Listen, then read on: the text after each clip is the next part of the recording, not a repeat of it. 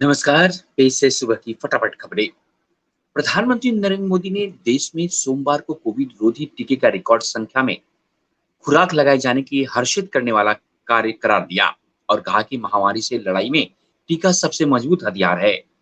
टीकाकरण के संशोधित दिशा निर्देशों के प्रभाव में आने के बाद सोमवार की शाम तक कोविड रोधी टीके की 75 लाख से अधिक खुराक लगाई गई। अंतिम आंकड़े थोड़ा अलग हो सकते हैं। मोदी ने ट्वीट किया कि आज रिकॉर्ड संख्या में हुआ टीकाकरण हर्षित करने वाला है। कोविड 19 से लड़ाई में टीका हमारा सबसे मजबूत हथियार बना हुआ है। जिन लोगों का टीकाकरण हुआ है उन्हें बधाई और अग्रिम पंक्ति के ये सभी कर्मी प्रशंसा के पात्र हैं जिन्होंने इतने लोगों को टीकाकरण सुनिश्चित करने की कड़ी मेहनत की। शानदार भारत।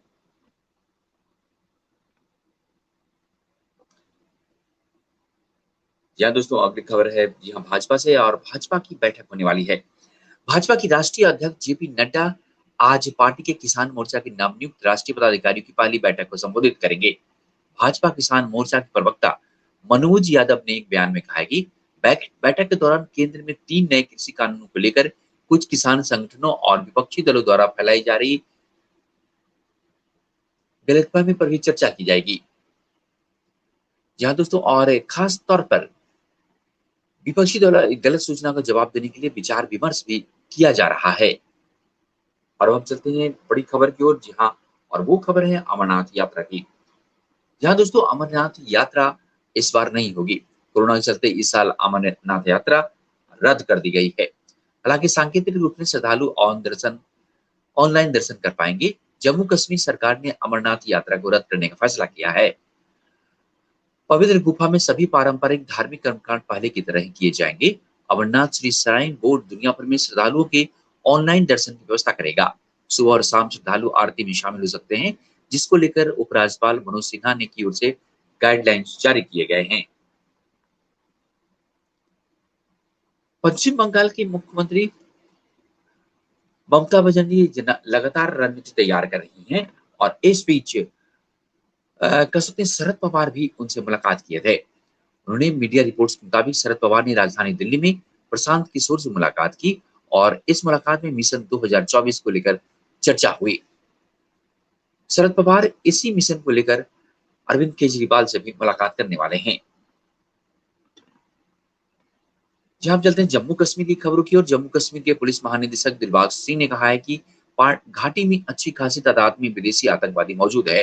हालांकि वे सामने नहीं आ रहे हैं। सिंह ने यहाँ पुलिस नियंत्रण कक्ष में कहा कि इस साल कश्मीर में 2 मुठभेड़ में 2 विदेशी आतंकवादी मारे गए।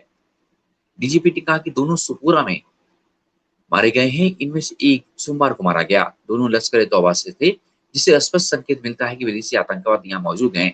वे सामने नहीं आ रहे। हमारे पास उनके लिए बारे में जानकारी है, जिसके अनुसार हमारा अभियान लगातार चलाया जा रहा है।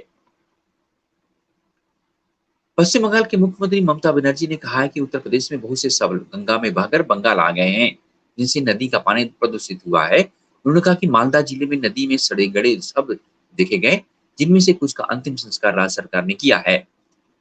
बनर्जी ने कहा कि उत्तर प्रदेश में बहुत से शव नदी में बहकर पश्चिम बंगाल में आ गए हैं। मालदा में हमने कुछ शव देखे हैं। हमने उनमें से कुछ का अंतिम संस्कार किया है। गंगा नदी उत्तराखंड, उत्तर प्रदेश, बिहार, झारखंड और पश्चिम बंगाल से होकर गुजरती है, बंगाल की खाड़ी में मिल जाती है।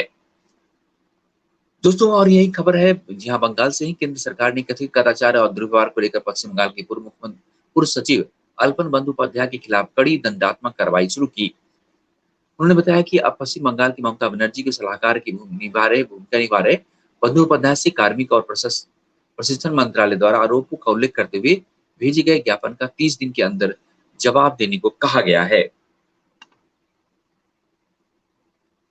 स्वीडन के प्रधानमंत्री स्टीफन लॉफवेन ने कहा है वो विश्वास मत खो दिया, जिससे वे स्वीडन सरकार के पहले नेता हो गए जिन्हें इस तरह के प्रस्ताव हार का सामना करना पड़ा। सोशल डेमोक्रेटिक पार्टी के स्टीफन लोलवेन 2014 में प्रधानमंत्री हैं।